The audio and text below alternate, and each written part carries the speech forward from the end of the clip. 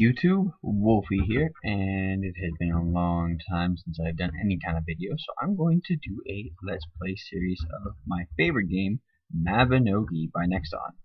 Now, this game is really interesting. If you're a Sword Art Online fan, this is probably the closest thing you're ever going to get other than the console games and the PS Vita games that have been coming out. Now, oops.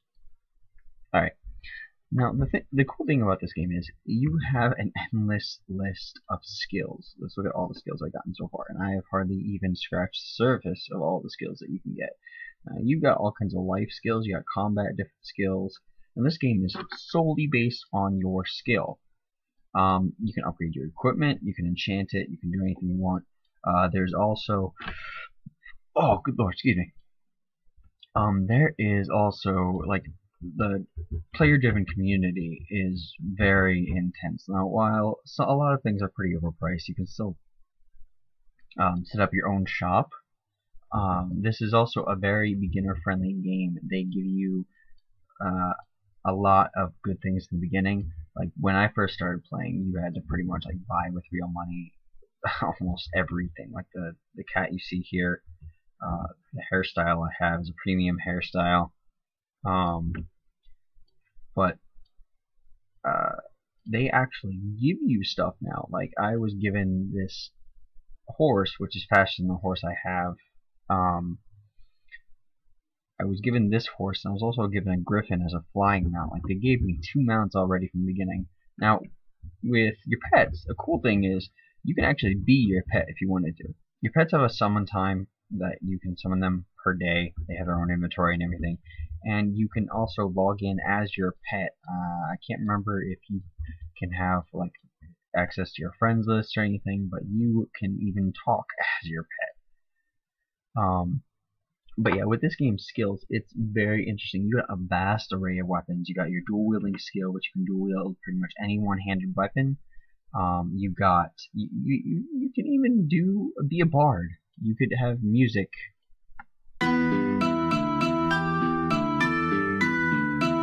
You can be a bard and boost your party stats, or be a support role, or boost your own stats or something.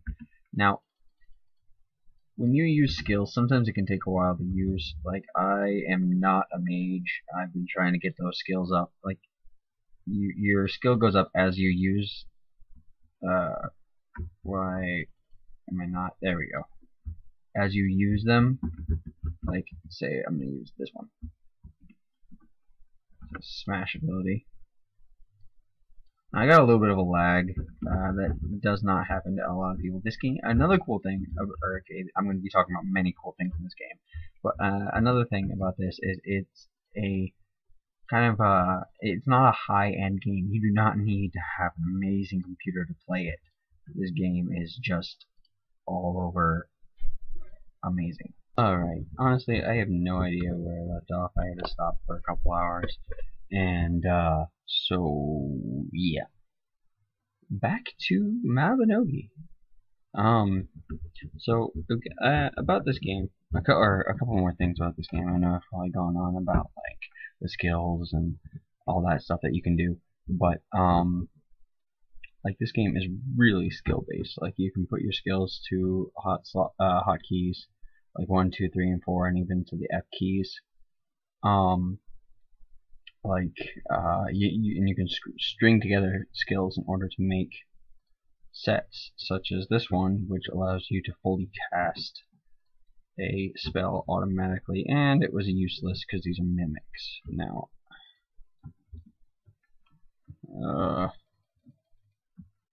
there we go. That worked.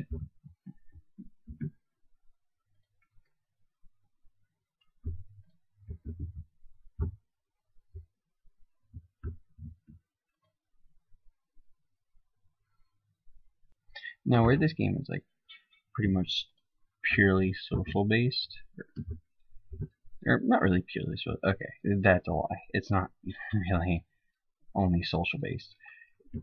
As you can see, I kind of set up my own little shop here, selling some things that I've gotten on my adventures and have collected through my quests and stuff.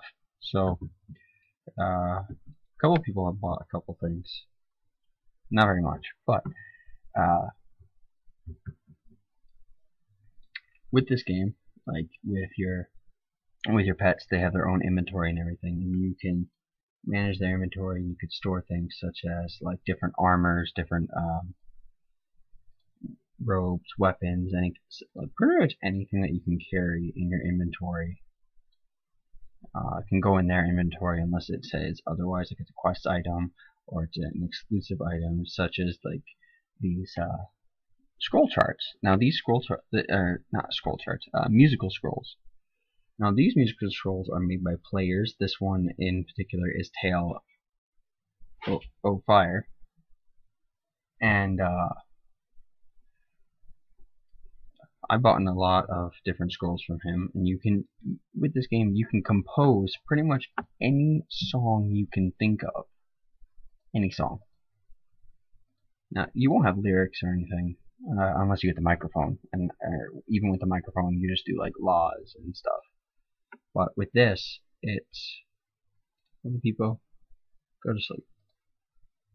Alright, let's do, because I talked about it earlier, Sword Art Online. And now my music playing is not up at all, and this difficulty is 1. But if you use some of the bard skills, such as like Battlefield Overture, which boosts your attack, Enduring Melody, which boosts your defense, and the Lullaby, which can put your enemies to sleep. Let's see.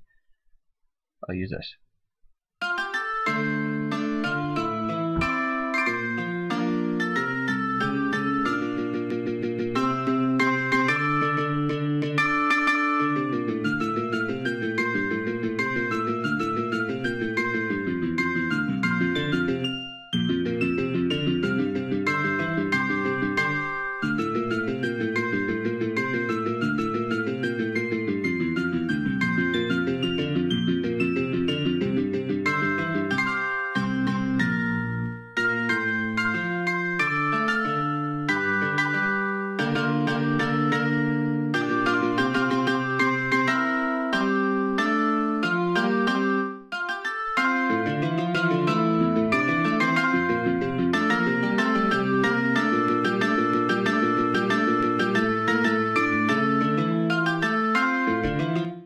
Okay, enough of that.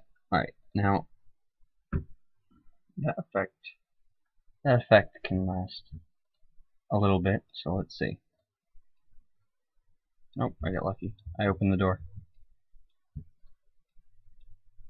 Now, all the dungeons in this game are instance-based. You put an offering into the dungeon. Some of them are quest items, which bring you to exclusive dungeons and stuff. And but after that offering, the dungeon is created for you or just your party. Like, say I was in a party and I died, and I was not able to be resurrected in the dungeon. I could go out of the dungeon as long as I dropped the same thing that the party leader dropped, such as, let's see, like say I dropped an MP30, or he dropped an MP30 potion. Any of the party members would have to drop that same thing just to get back in the same dungeon. But if you're all standing on top of the platform, like, I can't go back. Or, yeah, I could go back, but I'm not gonna. Like, if you're all standing on the altar when he drops it, then all of you are transported into the dungeon. Like I said, if you go out of the dungeon for any reason, you would have to drop the same item to get back in. Now, the storyline for this game, right now there are 3 playable races. You've got the giants, the elves, and the humans. Now, the humans are kind of like the jack of all trades. They have their own exclusive skills, as well as the ability to dual wield and use any other weapon in magic style. While the elves excel in, as far as I know, magic and mostly ranged. Like, for every 1 shot they do, they can fire 2 arrows. The giants have the most strength and HP out of any race, as well as they have their own exclusive abilities that can topple certain enemies that most people cannot knock down. Now, in this game, you can choose titles that can boost your stats. You actually age in this game, which is really interesting. Every Saturday, your character goes up 1 year, and it used to be at the age of 21 you could rebirth yourself into a younger age and change your look if you wanted to, at the cost of, or you could change your look at the cost of some money, I think. But if you're a character under the total level of 1,000, like all your levels add up throughout the whole time. I'm only level 588, and there are people who are like level 3,000, 4,000, 5,000. But right now they're doing a ad, or not ad, I can't even remember what they're called. That's not a festival.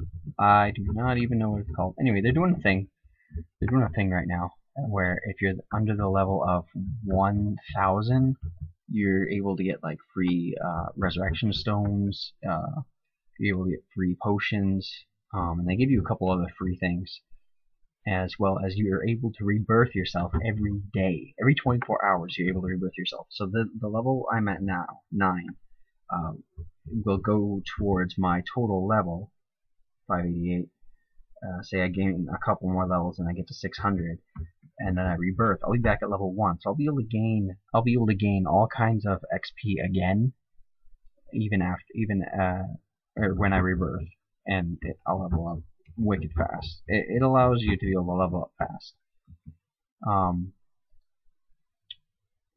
Now with all the skills in this, like you got life skills such as fishing, tailoring, blacksmithing. Like I said before, if you're thinking of Sword Art Online skills, whereas there seemed to be like an infinite number of skills in that show and manga, that this is pretty equivalent to that kind of ambitiousness. Now, I can learn my cooking. Kind of sucked at it. Oh no, tasting. Tasting. That's weird. There's a tasting skill now. I did not know that. Yeah, potion making, even wine making as a skill, which is weird. I don't know what that was for. I think it was for some kind of event. But you got your light armor and your heavy armor. You got the bow skills. You got lances. You got fist weapons. Now they have a ninja class, a dual gunner class, mage classes. Like the class, it's like choosing a class is nothing. It's kind of like choosing like a profession or something as a guideline to things that you want to learn, or things that you can learn faster. Now throughout the storyline of the humans, and I'm not really familiar with the giants or elves or anything, but with the humans, you get to transform. You get a transformation such as a white knight or paladin. Now, over time, I'm not going to ruin anything for anybody, but you get to choose between being a dark knight or a paladin. Now, I have finally mastered my dark knight abilities by leveling up to be able to call myself an infra black. Now, that is the max level as far as I was saying. I don't know what I was saying. Oh, right. For the max level for your dark knight or paladin, there's the champion for the white knights, and there's the infra black for the dark knights. Now the white knights get like this epic white armor with black wings.